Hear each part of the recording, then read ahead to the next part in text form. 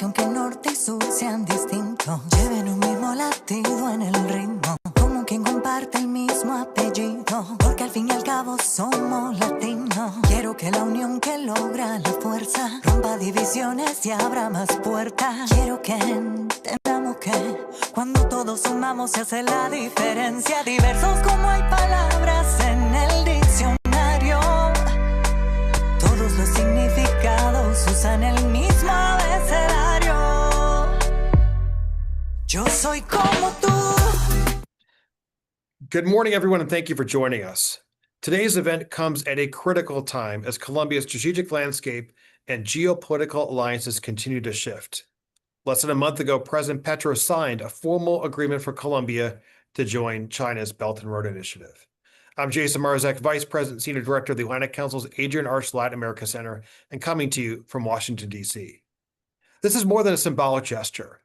What Colombia is doing reflects as well Beijing's deepening role in Colombia's economy through infrastructure investment, concessional finance, technology transfer, and project delivery speeds that traditional partners, especially the U.S., have struggled to match. Last year alone, China-Colombia trade reached $21 billion, with China now Colombia's top source of imports. Recent commitments from Beijing include smart grid upgrades, port renovations, and AI pilot zones in Bogota and Medellin. At its surface, the appeal of China's model lies in its bundled approach: infrastructure, technology, and financing delivered as a single package, often with fewer conditions and faster timelines. The U.S., for the moment, is carefully crafting a plan to compete more effectively. Tools like the Development Finance Corporation remain underutilized in Colombia, and President Trump's current push to modernize it is, in fact, a major step in the right direction. But showing up U.S. influence in Colombia will require more than just updated tools. It will also require a strategic rethink of how the U.S. approaches economic statecraft across the region. Today's event aims to answer three questions. First, how do Colombians perceive China's growing presence and influence? As well, which sectors are likely to see the most activity under this new China-Colombian partnership?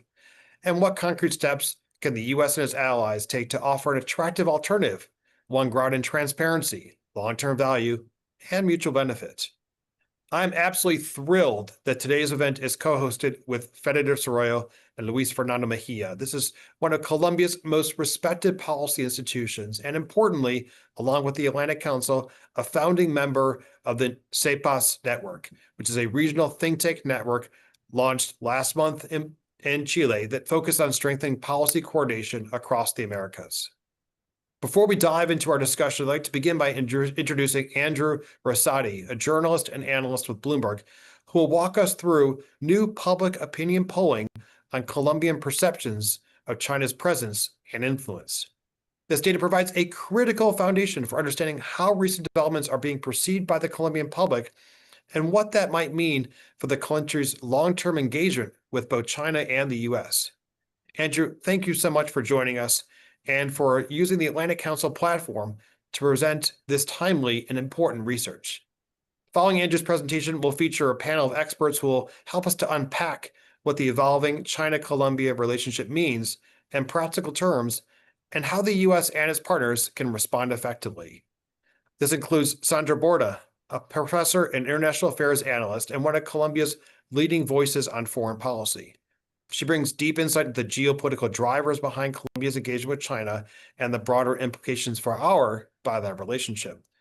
Then, of course, Luis Fernando Mejia, Executive Director of Fede Desarrollo, which is, I mentioned, one of the most influential policy institutions in Colombia, and also provides important economic context on the trade and investment dynamics emerging from this new alignment. And then finally, our own senior fellow, Enrique Millan, who leads the center's work on economic development and recently co-authored a policy brief on DFC reform. My colleague, AELAC Senior Fellow Jeff Ramsey, will moderate today's discussion. Jeff leads our work on Colombia and Venezuela. As well, if you have any questions for Andrew, the panelists, please use askac.org or ask.org. Thank you so much for joining us today and look forward to a great conversation. Andrew, over to you. Great, thanks for having me. So let's get started. For those of you who don't know, LATAM Pulse is a partnership between Bloomberg News and the Brazil-based pollster Atlas Intel.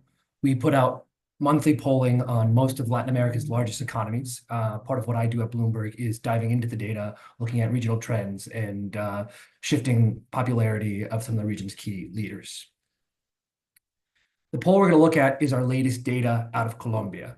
This is some of the brief methodology. One key thing to note here with this poll, there's a margin of error of plus or minus 2 percentage points. And for those of you who don't know Atlas, they've been gaining prominence for some of their recent polling they did in the last Brazilian elections and also in the US, but they are online pollsters. Everything is done in a methodology that looks at users or respondees while they're browsing. This is very different from a lot of traditional Latin American polling, what tends to be still doing by telephone or face-to-face polling.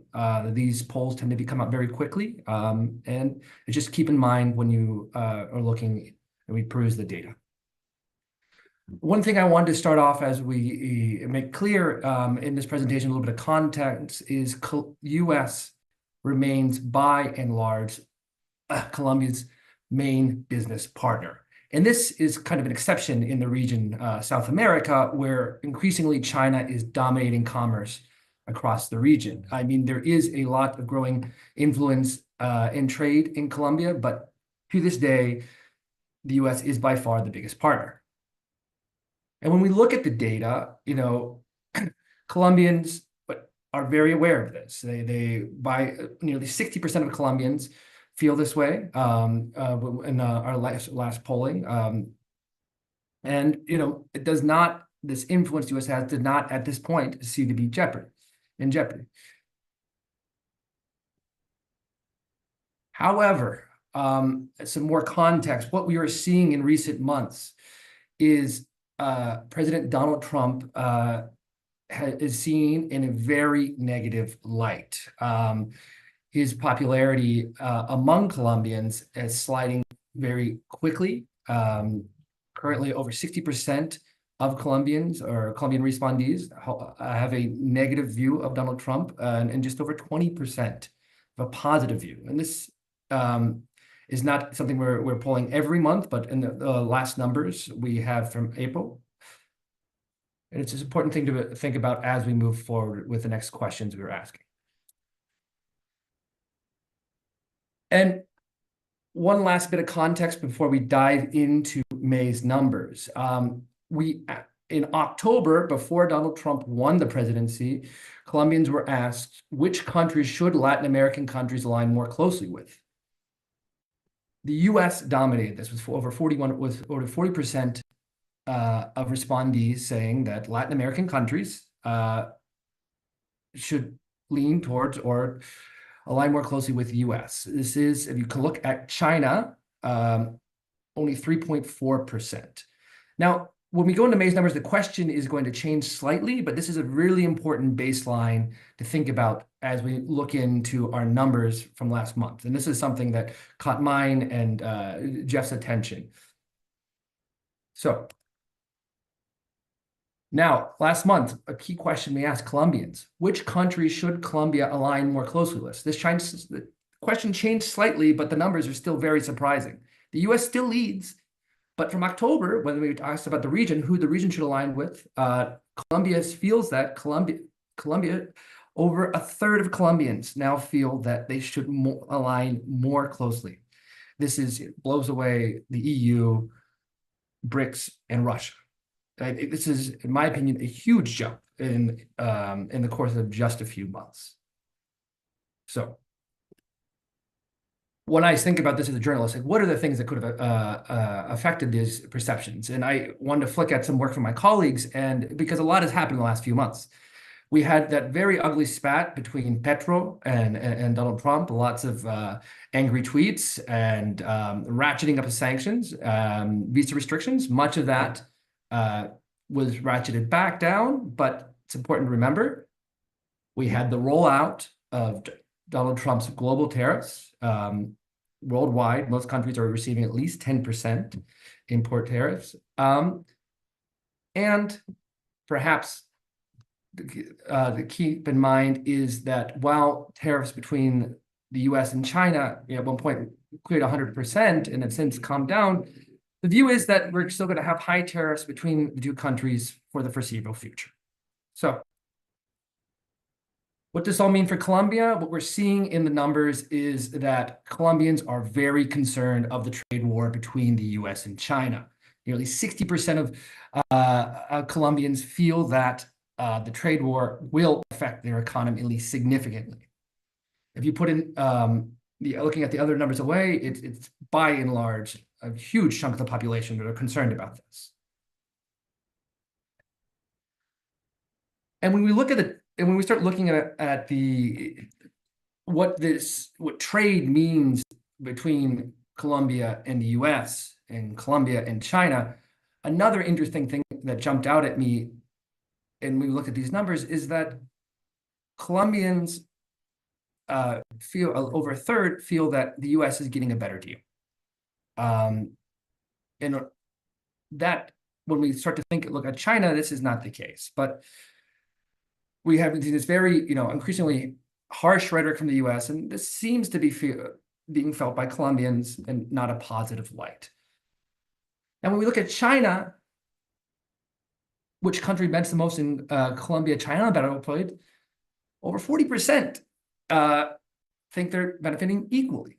And only about 17% think only China is getting a better, only China's benefiting, and just a third think China is getting a better deal. Now, the 1/3 is comparable to the US, but it really striking to me that Colombians feel that the trade partnership is in some ways fairer for them.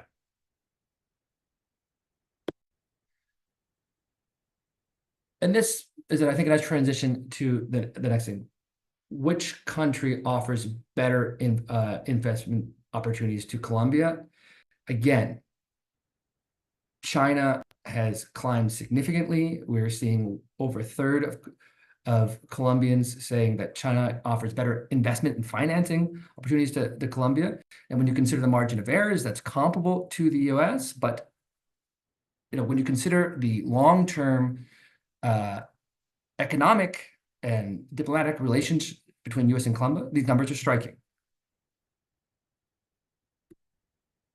So when we start thinking about these numbers and what could have influenced these perceptions, I wanted to highlight, this is a story we did out of Bloomberg 5 years ago, but I think it rings true today. Even during the presidency of Ivan Duque, we saw China, a staunch US ally, pouring financing infrastructure projects, notably the Bogota Metro, were going into Colombia. This whole time, that was under Trump 1, and now under Trump 2, we're seeing the rhetoric and tensions flare even more. But this financing continues. And when you ask Colombians who they should be doing more business with, again, China surpasses the US significantly. Regional trade among Latin America is the most popular, but the gap between China and the US remains. And how does that compare around the region? Well, it's actually China is gaining traction from Mexico to Argentina. By and large in Latin America, what we're seeing from the polling is that Latin Americans want more business with China. And the only country we've seen, not available on the screen, that is gaining favor with that prefers more trade with the US is Argentina. But every other major economy is wanting more and more trade with China.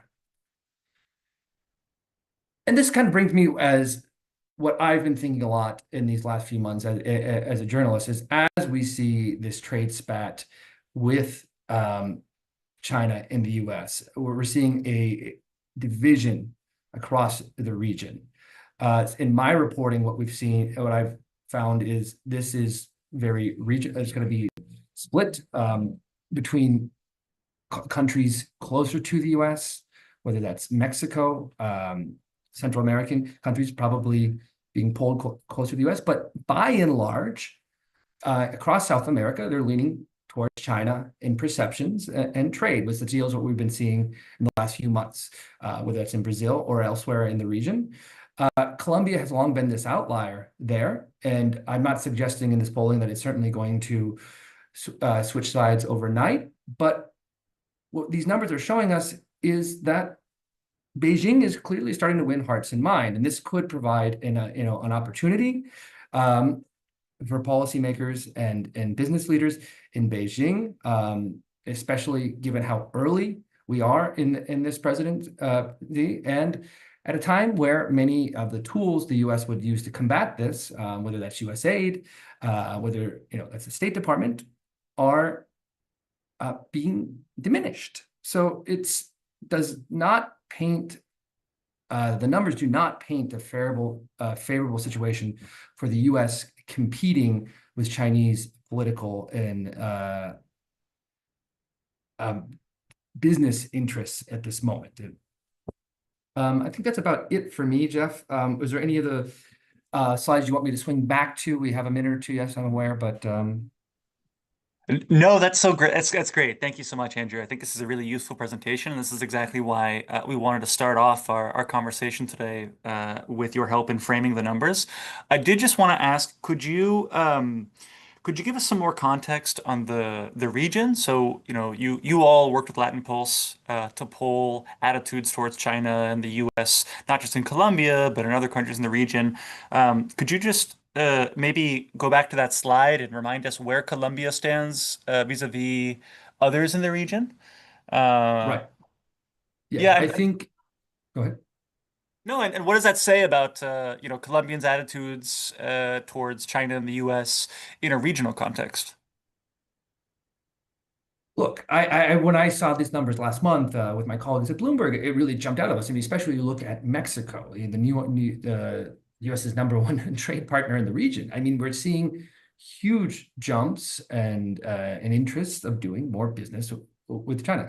Colombia sits, as you can see, right in the middle, but across the region, there is being big gains for the idea of doing business with China. As I mentioned before, Argentines, in the numbers, some of these are not available on the screen. They are warmer to doing more business. This is in the context of President Javier Milei wanting or trying to negotiate a free trade agreement with the U.S. But especially when you consider Peru, Peru and Chile, the Southern Cone, other parts of South America, huge interest in doing more business. Brazil is split. You'll see there. I mean, I think this is in part just the own divisions in Brazil, political divisions. Important to note that former President Jair Bolsonaro was a staunch ally of Donald Trump and modeled much of his rhetoric and political tactics on him. So that split down the middle there doesn't surprise me as much, but still, I mean, over half the population in every major economy in the region wants to do more business with China. Hmm. Well, that's certainly some striking figures. Thank you so much, Andy, and to Bloomberg for sharing that with us. And yeah, I encourage everyone to take a look at your reporting on this issue. And I want to remind everyone that we want to have a conversation here. So if you have questions for Andrew or our other panelists, please chime in at askac.org. That's askac.org. You can put your questions to our speakers there, and I will read them live on air here. I want to go now to Luis Fernando Mejia, the executive director of Colombia's leading economic think tank, Fe Desarrollo. I should say that Fe Desarrollo is a founding member, along with the Atlantic Council of the CEPAS Regional Think Tank Network. And we're very pleased to be able to partner with Fe Desarrollo on today's event. Luis Fernando, thanks so much for joining us today. Can I get your thoughts on these polling numbers that Andy's just presented, and the broader implications of Colombia's decision to join BRI? Okay, thank you, Jeff. First, I would like to thank Jason and all the Atlantic Council team for organizing this conference, as well as the Desarrollo team. This is the first event we're doing in the context of the launch of the CEPAS network, so it's great to be here. Well, very interesting numbers, very insightful presentation by Andrew. And I think that Colombia's recent decision to join the Belt and Road Initiative should be seen above all as a step towards diversifying our sources of financing and expanding our global economic engagement, which I think is the right policy. We can discuss whether it was the right timing, but I do think that it goes in the right direction.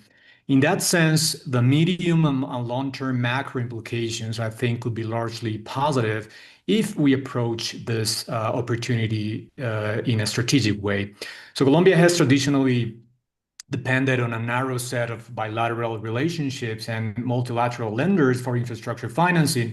In this context, joining the BRI opens the door to a broader range of capital sources, and that increased optionality can improve our negotiating leverage, reducing financing costs, and filling critical infrastructure gaps. So I think that's important. So we're not talking about an immediate avalanche of Chinese investment. I think it's rather a formalization of a channel that could, over time, support much needed development in sectors like transportation, energy, and digital connectivity. So, when managed well and if embedded within a comprehensive development plan, this kind of external capital can boost productivity, create jobs, and help modernize Colombia's infrastructure base, which are key drivers of long-term economic growth. There's a question about, of course, debt sustainability, but I would caution against overly alarmist narratives in that front. Colombia has, I think, very robust institutions and relatively sound fiscal management, although the fiscal space is a little bit tight currently, especially compared with other countries that have run into trouble with BRI linked loans. So the core issue, I think, is not the source of financing, but rather how that financing is used.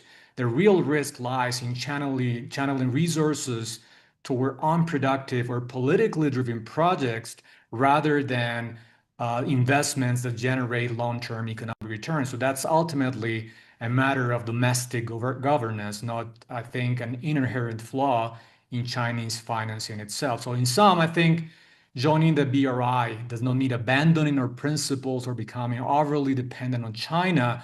I think it means adding a new instrument to the toolkit, and now the focus should be on setting the right rules and priorities to ensure that any engagement, Chinese or otherwise, serves the national interest. Thank you so much, Luis Fernando. I want to circle back to that, particularly on the way in which Colombia can balance its relationship with China as well as with the United States. But first, I want to bring in Sandra Borda. Sandra is an associate professor at Los Andes University and an expert on Colombian politics and international relations. Sandra, from a political and a social standpoint, how is this being perceived in Colombia? What is your reaction to some of the polling numbers we've just heard, and what are your thoughts on Petro's recent decision to join the BRI and what it means for Colombia in the current context? Hi, Jeff. I'm sorry, I'm having some trouble with the internet connection, but thank you so much. Thank you, the Atlantic Council and Fedesarrollo for the invitation.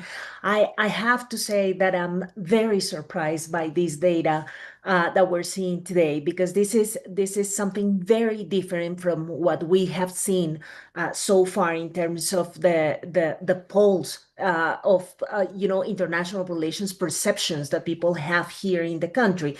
It used to be a very a clear landscape, right? I mean, we used to have a very favorable public opinion vis-a-vis the US. And I remember the times, and this is probably the last time that they did the old polls was I would say, I want to guess that it was probably 7, 10 years ago. And it was very clear for public opinion that, for us, having had a century of a very strong relationship, a very special relationship with the US in the region, it was very clear for everybody that we needed to take care of that relationship in a very hands-on way. What we're seeing today, it's a very important change that I think that it's explained by the juncture, of course, but it's also the result of a structural transformation of the international system. And I think that the public opinion is starting to understand that transformation, in a very comprehensive and I would say wise way. What's the caveat that I would like to introduce to this discussion? It seems to me that the private sector, it seems to me that social organizations, civil society are aware that we need to look at some other actors in the international system.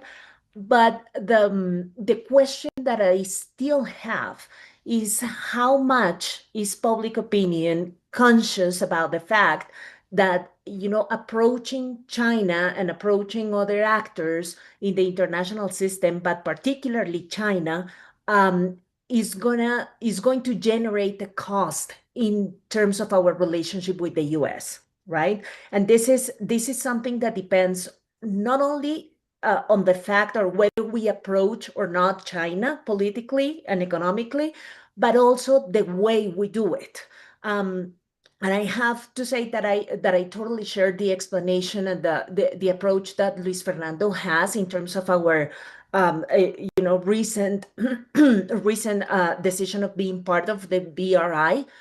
But my concern is, that I feel sometimes people in Colombia read this decision not as an economic or a commercial decision, but as a political decision, and a political decision coming from, of course, our first leftist government, a government that believes by ideology, among other things, that we need to take some distance from the US. So this is the part that concerns me the most, because I think that this is where you find very different readings in Colombia, political readings in Colombia, about this new form of constructing our foreign policy. But we can discuss about this a little bit later, because I don't want to take too long to answer this question. No, that's perfect, Sandra, and that's pretty much right where I wanted to head. I think one aspect that's missing in this conversation so far is the U.S. side of things. Andrew mentioned the 24-hour diplomatic crisis between our two countries back in January. So I wanted to ask you, Enrique, what are the clearest signs, at least here in Washington, that Colombia's collaboration with China is straining the bilateral relationship with the U.S.?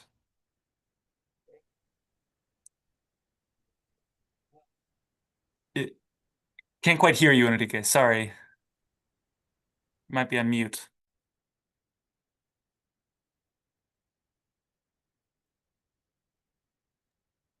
Can you hear me now? Perfect. Okay. Thank you, Jeff, and thank you for having me here today.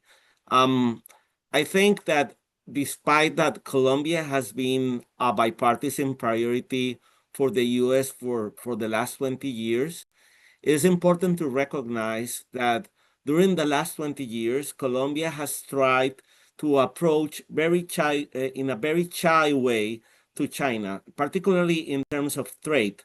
And when Colombia has done that, that obviously created some noise here in the past. For example, I can remember back in the year 2016, under the administration of President Santos, the Colombian government did a big delegation to China in order to promote Colombian agricultural trade with China. And this was not taken in a very good way by the US government, because they consider that as an important approach, trying to create more business ties with China. In reality, that was a strategy trying to push the US phytosanitary authorities to move forward with the authorization of the market access for Colombian avocados and Colombian mangoes and things like that. But I have to be very clear that the current situation right now with the Colombian accession to the Belt and Road Initiative and the recent accession to the BRICS Bank obviously is a different moment and is creating more strains. But moving forward, I have to say that if China starts investing in Colombia, particularly in certain sectors like infrastructure that is somehow connected with trade corridors for exports or imports from the US, this will create additional noise. But also investing in technology will create alarms in terms of cybersecurity. I will end saying that any type of approach of the Colombian government with the Chinese seeking for cooperation in the military arena will create more strains and more worries here in DC. And finally, any particular approach in the multilateral arena, for example, Colombia avoiding taking a vote at the United Nations that could help China, it will create more tensions in this regard. But to be completely honest, always it has been a channel of diplomatic noise here in DC when a Latin American country tried to create more ties in China, particularly in trade. Thank you, Enrique. And I think you're right. I think we're likely to see further signs of displeasure here in Washington with Petro's recent decisions, not only on cozying up with China, but also on drugs and security. I mean, we know that a crucial deadline for the U.S. to certify Colombia as a counter-narcotics partner is approaching in September, and there's real questions about whether the U.S. still sees Colombia as a vital partner in its approach to counter-narcotics and drug trafficking in the region.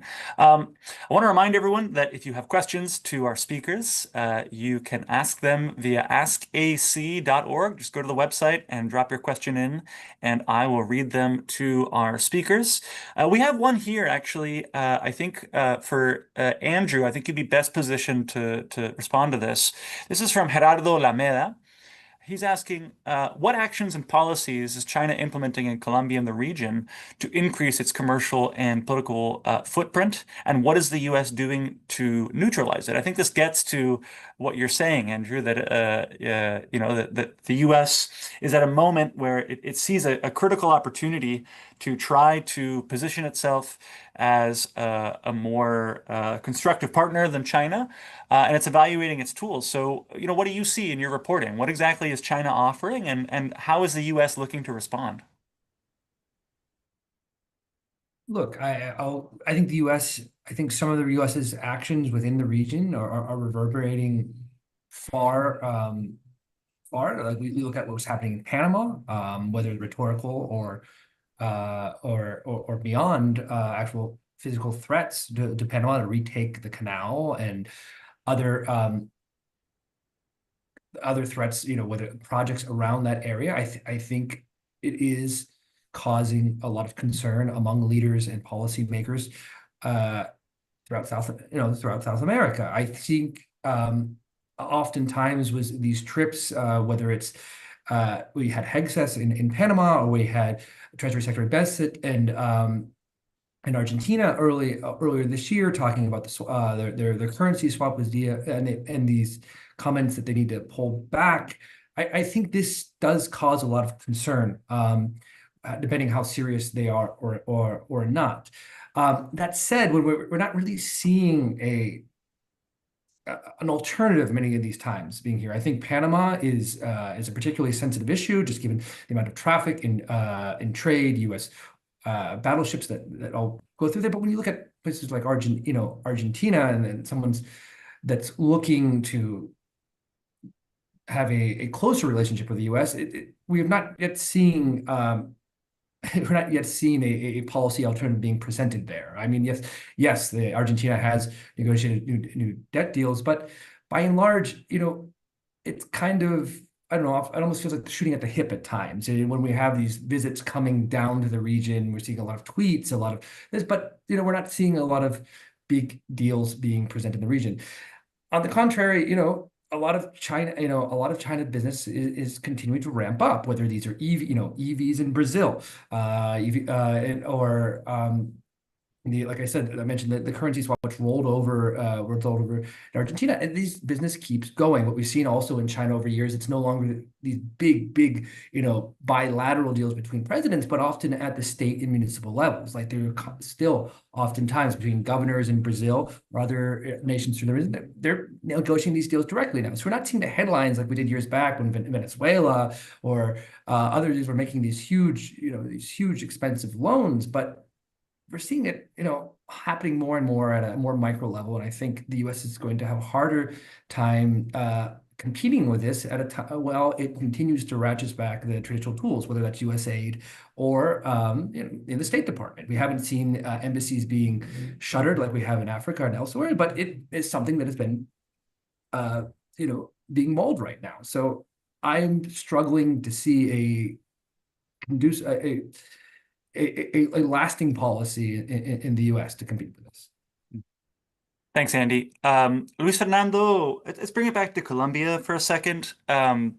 Just from a Colombia perspective, given the dynamics that Andy's describing, what do you think the U.S. could do to present itself as a more competitive and attractive partner in the face of China's growing presence? Yeah, of course. So from Colombia's point of view, the United States remains, of course, a strategic ally. But in today's multipolar world, loyalty cannot be based on history alone. So it has to be earned continuously throughout mutual beneficial engagement. So as China is expanding its footprint in Latin America through initiatives like the BRI, the US faces, of course, a strategic choice. Either it competes by offering credible alternatives or risks being perceived as a declining partner. So what does credible alternatives means for Colombia? First, it means shifting from a relationship centered primarily on security and anti-narcotics cooperation to one focused on shared economic development. Infrastructure, clean energy, technology, education are areas where US expertise and capital could make a significant impact. So the United States could think about creating new financing mechanisms or implementing the ones that it has announced before that can rival the scale and speed of Chinese investment while adhering to democratic values and rule of law standards. I think that's one key point for the US. Second, I think the US must support Colombia's deeper integration into global value chains.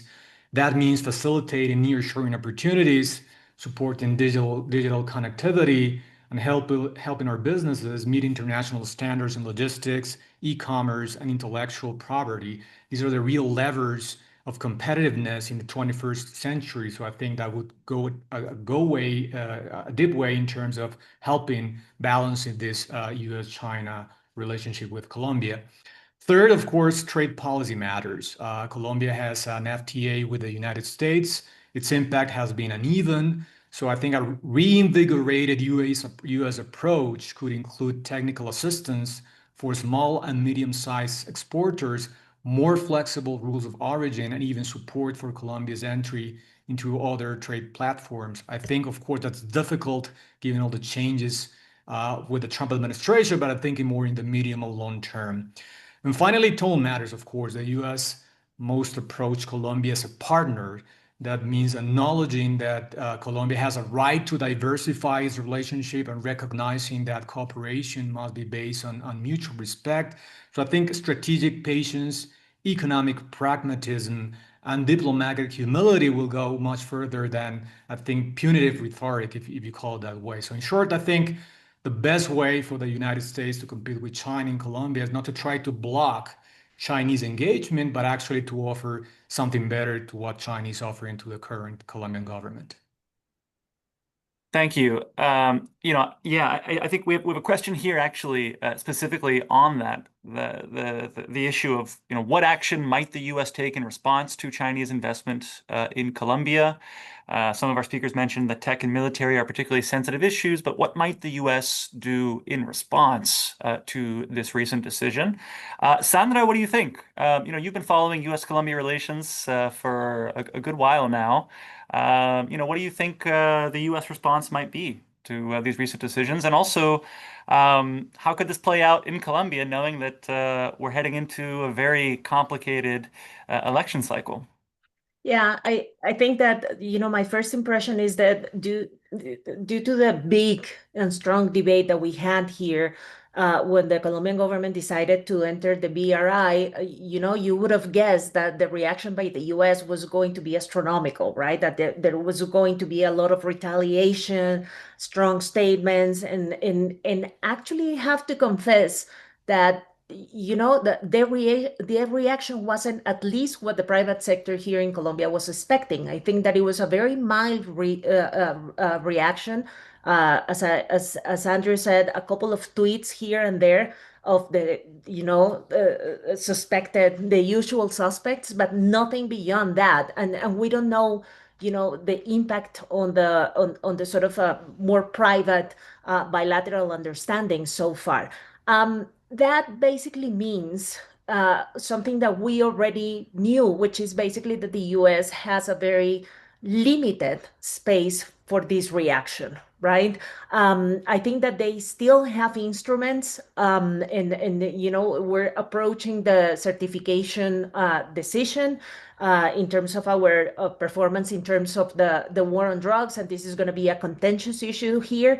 But I think that also they are understanding a very crucial political component of this whole discussion, which is basically that the more they antagonize, especially leftist governments in the region, the more these governments and these presidents grow in terms of public opinion. It happened in Canada, it happened in Mexico, and if the approach is the same, it's going to happen in Colombia too.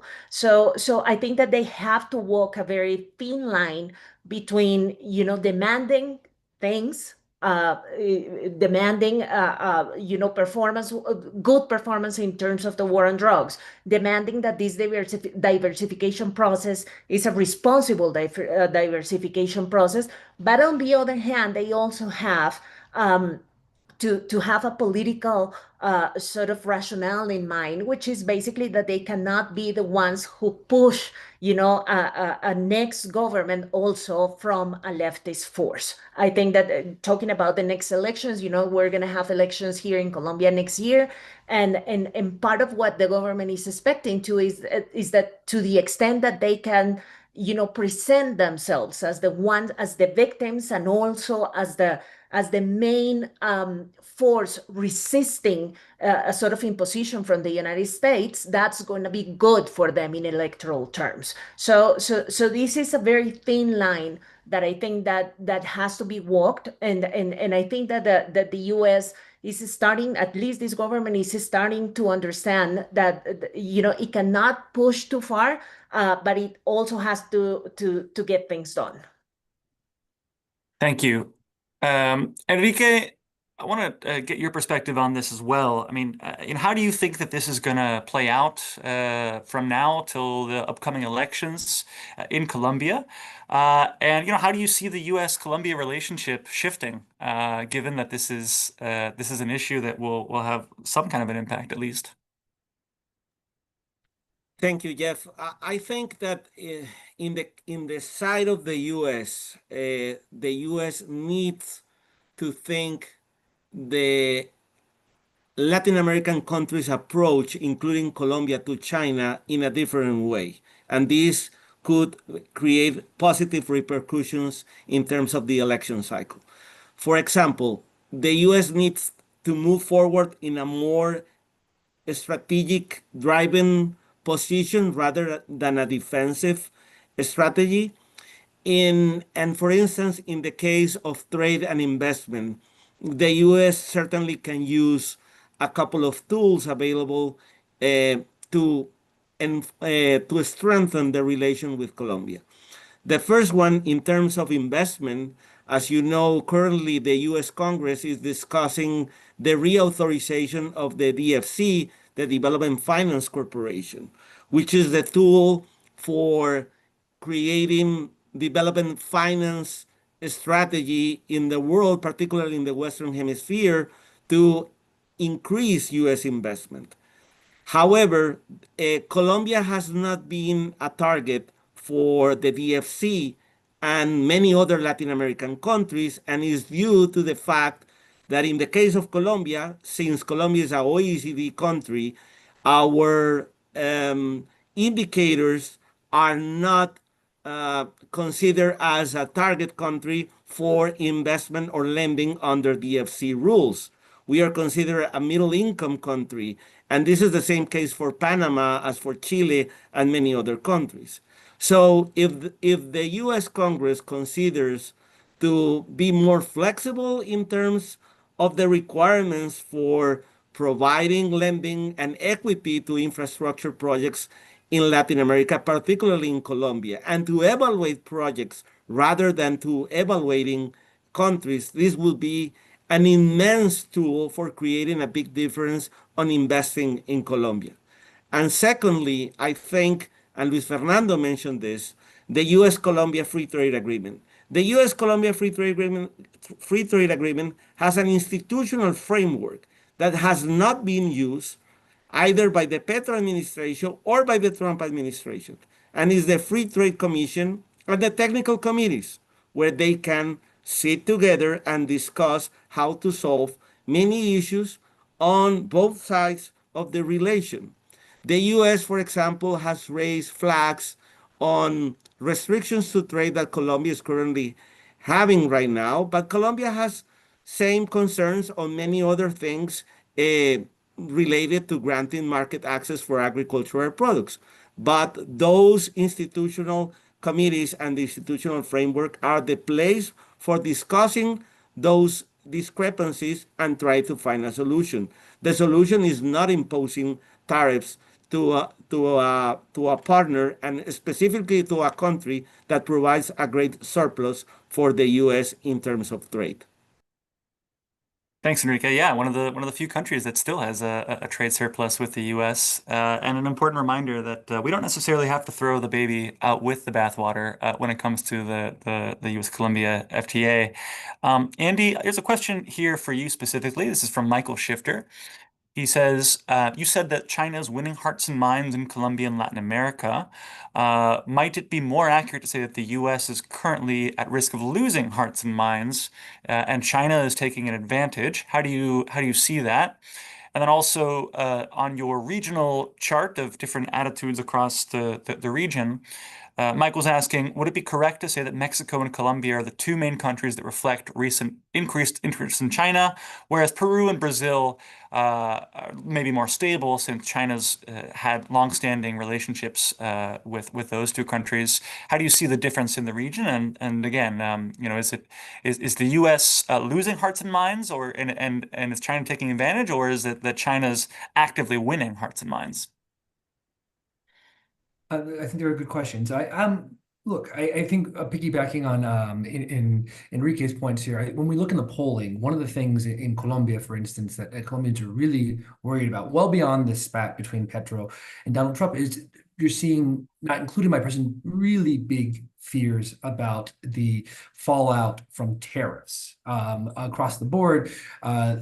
Respondents showed big concerns about tariffs. They also said Colombia has a right to respond to these tariffs. So yes, to Mike's question, I do think that China, in some ways, this is creating an opening for China, especially when you talk about things like free trade agreements that are not being used, and on the contrary, you're piling fresh taxes on top of this. I think this is creating a lot of unneeds among many Latin Americans.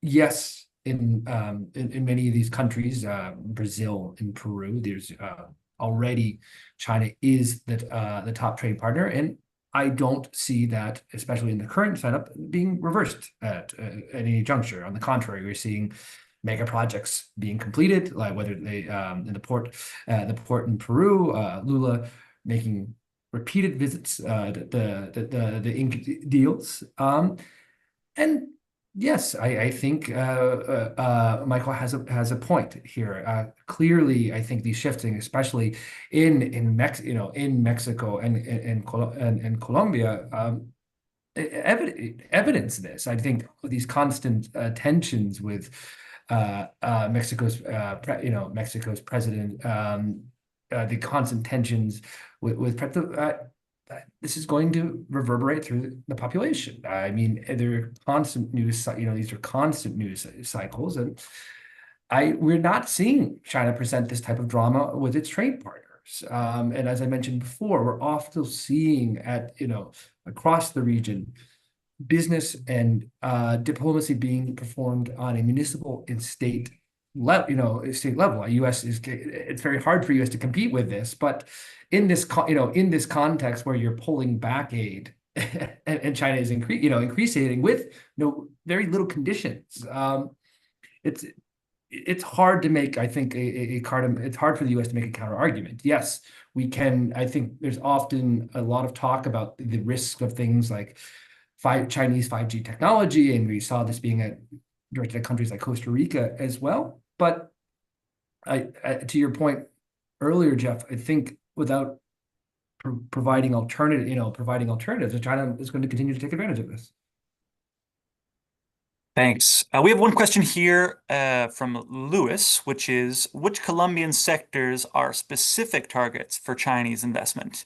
And do you have any project examples in mind? Luis Fernando, you mentioned a couple sectors, but I'm wondering, there's still a lot of crystal ball gazing going on right now. We're still sort of wondering exactly what Colombia's intent to join the BRI actually means for Colombia. But if you had to bet, what specific sectors are most attractive for Chinese investment, and what kind of projects could we expect from this?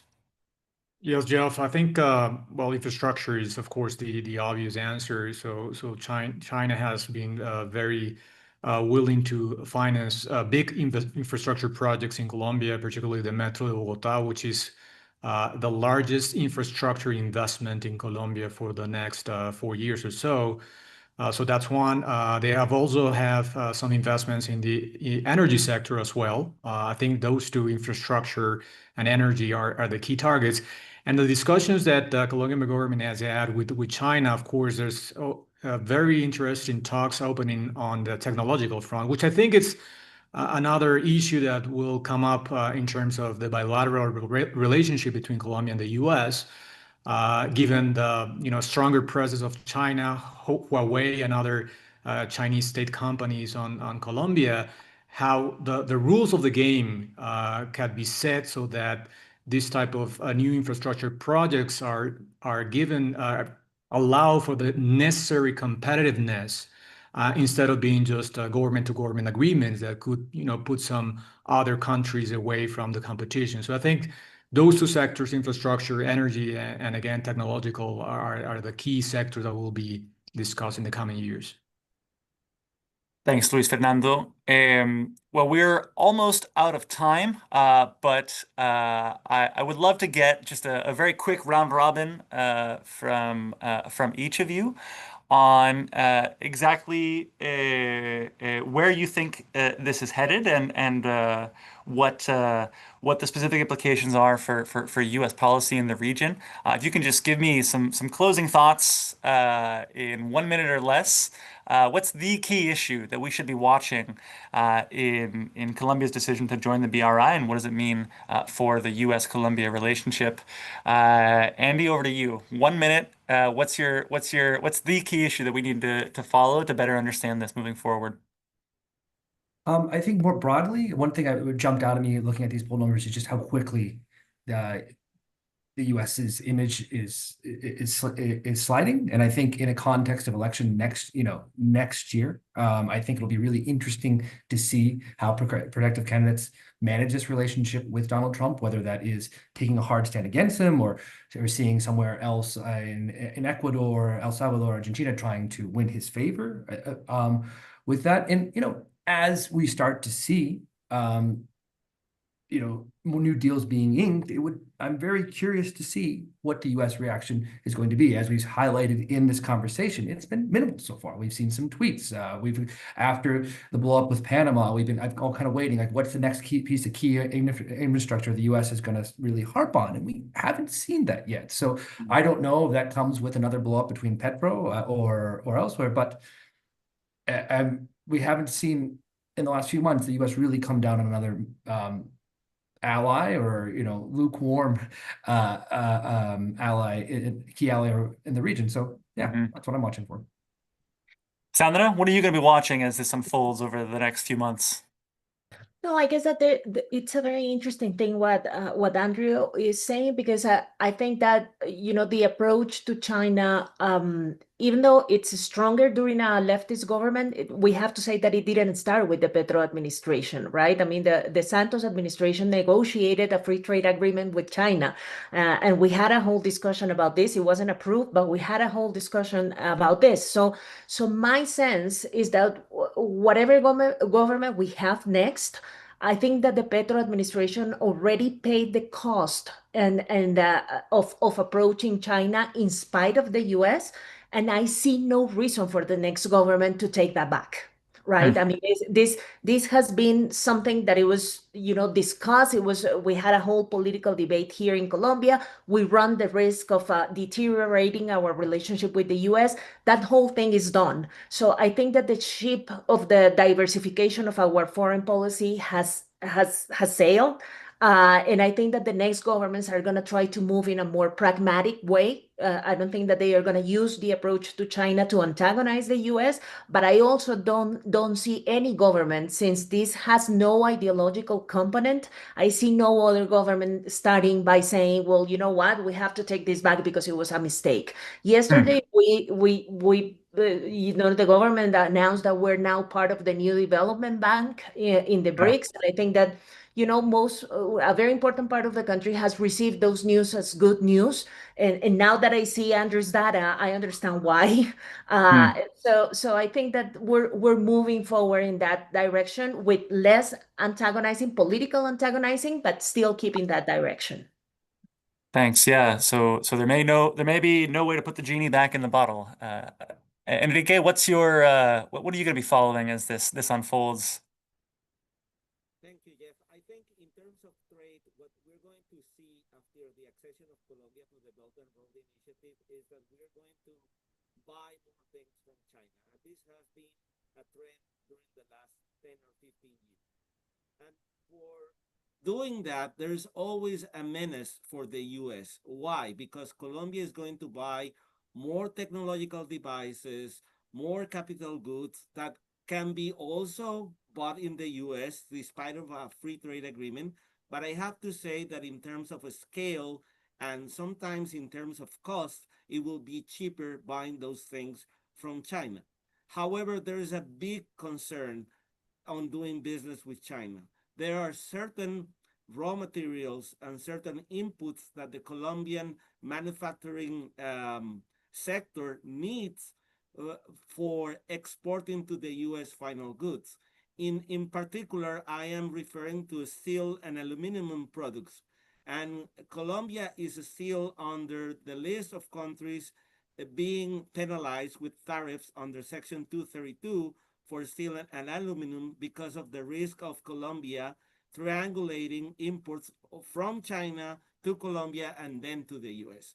So now Colombia has a big pressure to melt all the steel or all the aluminum coming from China and other southeastern countries in order to claim the rule of origin benefits from the US free trade agreement.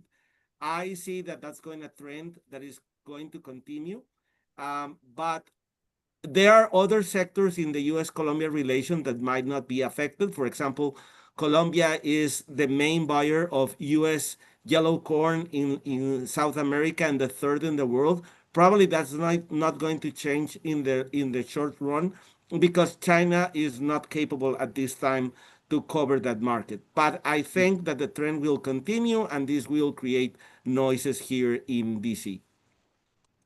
Perhaps inevitably so. Luis Fernando, last but not least, what is your top takeaway from this, and what are you going to be watching as this China-Colombia relationship moves forward?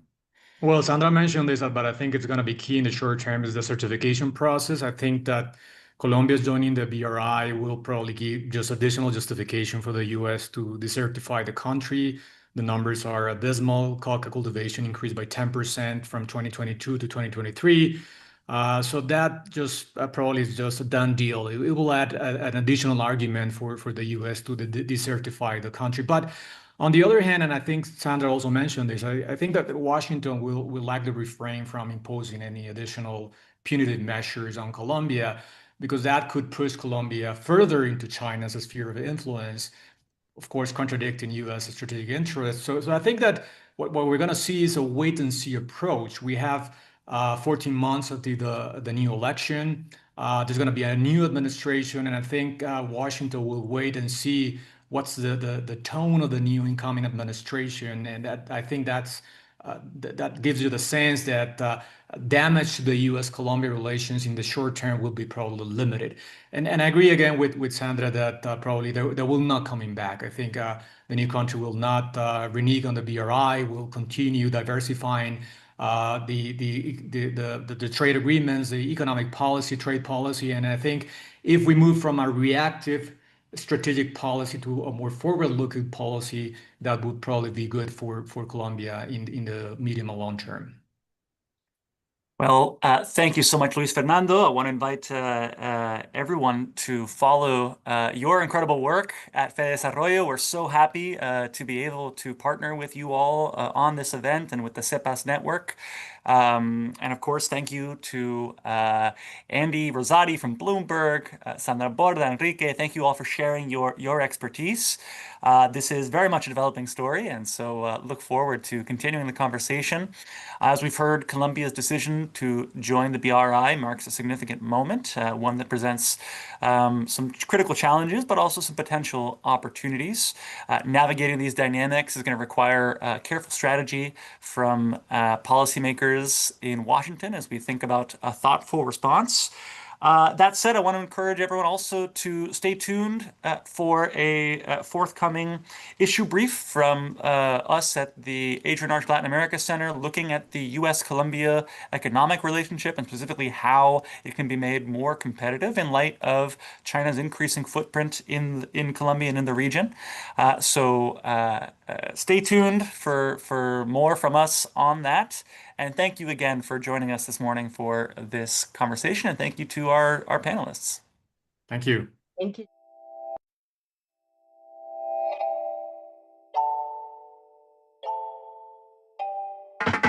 Quiero que aunque norte y sur sean distintos, lleven un mismo latido en el ritmo, como quien comparte el mismo apellido, porque al fin y al cabo somos latinos. Quiero que la